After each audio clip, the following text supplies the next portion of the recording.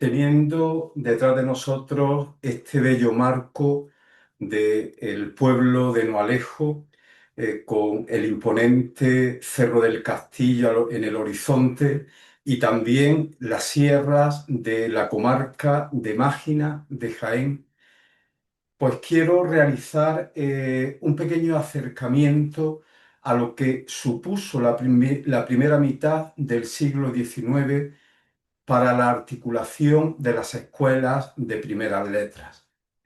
Mi nombre es José Martos, soy profesor e investigador de la Universidad Internacional de La Rioja, en la que también desempeño la función de director del Departamento de Didáctica y Organización Escolar.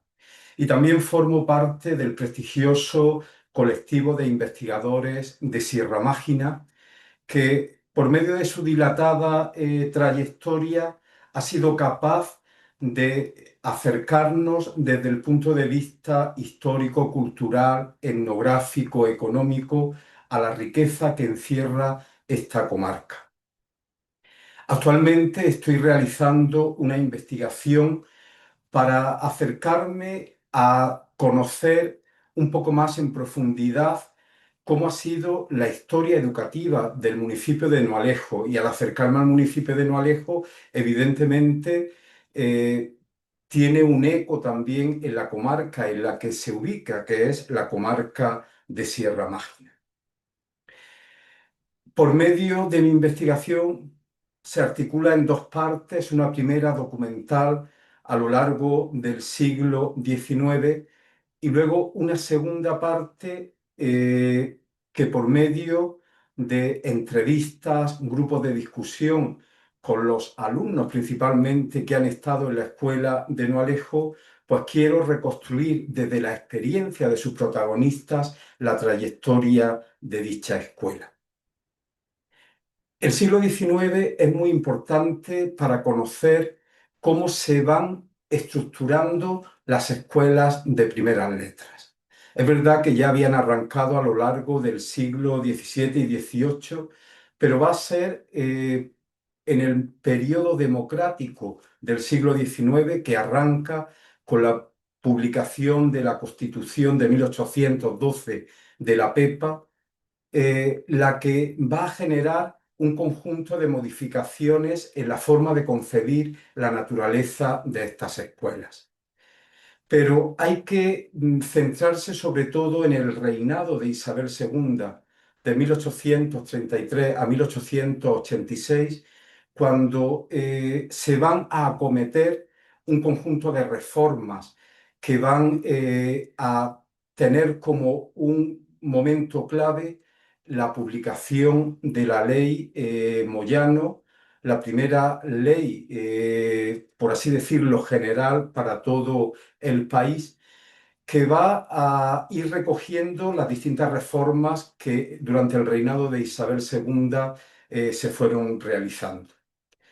Muchas veces nos preguntamos, sobre todo cuando nos situamos en este contexto de Noalejo o de la comarca de Sierra Mágina, cómo estos pequeños pueblos fueron recogiendo esas reformas en medio de todas las vicisitudes de este siglo que ya a nivel nacional fue complejo, pero que, por ejemplo, a nivel de Noalejo fue un siglo de gran cambio. ¿Por qué? Porque en él se suprime el señorío que arranca desde la fundación del pueblo por doña Mencía de Salcedo, que precisamente en este año estamos celebrando el aniversario de su muerte, y también el cambio de jurisdicción eclesiástica de la villa, pasando de depender de la abadía de Alcalá la Real, que se suprime, a depender de la diócesis de Jaén. Pues hay un acontecimiento que es muy importante para conocer cómo se producen dichas reformas. Y es una de las primeras medidas del reinado de Isabel II, que fue la creación y la publicación de los boletines provinciales. Arranca de 1833 y tienen como objetivo que tanto las provincias como los municipios vayan recibiendo la normativa y las propuestas de renovación que durante su reinado se van a ir desarrollando. En el reinado de Isabel II, la educación va a tener un papel fundamental. Ya desde el comienzo del mismo se señala que la instrucción pública tiene que ser la base de la transformación de un país. Y esto va a tener un impacto grande para las escuelas de primeras letras que ya existían en los pueblos. En primer lugar, hay que señalar que la articulación o la organización de estas escuelas van a tener una tutela municipal y va a ser ya desde el año 1835 cuando se ofrece un decreto donde se establece la primera descripción de las funciones de un ayuntamiento en relación a las escuelas de primeras letras. Tiene que tener, ante todo, proveerlo de locales, cuidar esos locales, también cuidar que exista un maestro de primeras letras y por último también ofrecer los fondos para poder sustentarla. Pero va a ser durante el reinado de Isabel II también donde se van a ir dando una serie de reformas de gran importancia.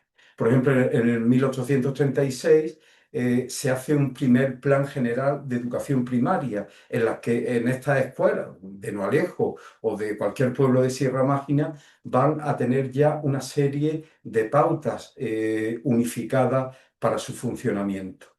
En el año 1845 también se publica el primer plan de estudios. Sería como las primeras propuestas curriculares para articular la educación de estas escuelas de primeras letras, que se centraban principalmente en la enseñanza de la lectura, la escritura y las cuatro reglas. Pero va a ser el momento donde va a dar un cambio radical o se va a fortalecer esa reforma con la publicación de la Ley Moyano de 1857. Pero no puede pasar desapercibida una ley orgánica que aparece en 1840, que es la Ley de Atribución de los Ayuntamientos. En ella ya sí se describen muy cuidadosamente cuáles son las funciones del alcalde, que vendría a ser el director de la escuela de primeras letras, hasta que después ya pase a tener una dirección independiente del ayuntamiento, aunque bajo la tutela del ayuntamiento. También se va a señalar cómo un organismo que ya arranca de la primera parte de su reinado, pero que no llegó a imponerse o a instaurarse en la escuela hasta bien entrado el siglo XIX, que fue las constituciones de las juntas locales de educación, o sea, de instrucción pública.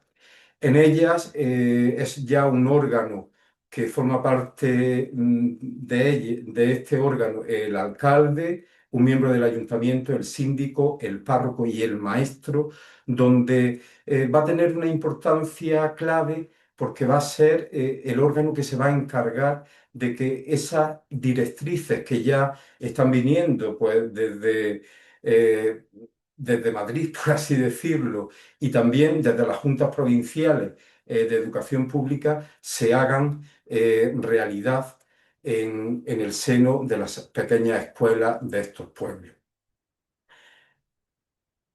De ahí van a surgir un conjunto de actas, ya que estas juntas locales se deberían de reunir, digo, una vez al mes, donde podemos conocer muy detalladamente cómo es el funcionamiento o los avatares por los que tiene que transitar estas escuelas y sobre todo los maestros, que uno de sus principales problemas que tienen son los impagos.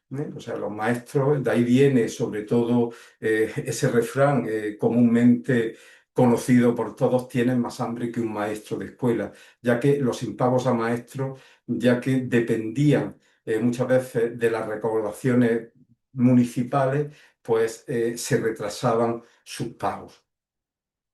Es importante acercarnos a esta parte de la historia de las escuelas de primeras letras de Nualejo o de cualquier municipio de Sierra Mágina. ¿Por qué? Porque hay una enseñanza de la historia que no podemos olvidar. Y es que el sustento de un país, la transformación de un país, siempre tiene que residir en la educación. ¿Por qué? Porque por medio de la educación se ofrecen los aprendizajes básicos, en aquel momento eran esas primeras letras, esas cuatro reglas, que van a sustentar la vida de una persona y que van a permitir su desarrollo social, su participación social. La educación es un bien común, es la base de la vida de una persona y la participación de un ciudadano. Y cuando no existen esos aprendizajes básicos, las personas pues, pueden comenzar a transitar por procesos de exclusión social. El siglo XIX, en esa primera parte, nos ofrece una enseñanza fundamental. Y es que en medio de los problemas sociales, en medio de las vicisitudes de esos años tan interesantes, poco a poco estos pueblos van articulando sus escuelas de primeras letras que irán avanzando hasta que en el siglo XX, a comienzo del siglo XX, suponga un cambio radical. Y es que esas escuelas se van a transformar en escuelas graduadas y eso va a llevar consigo la presencia de los maestros en un pueblo que siempre van a ser un fermento del cambio social. Muchas gracias.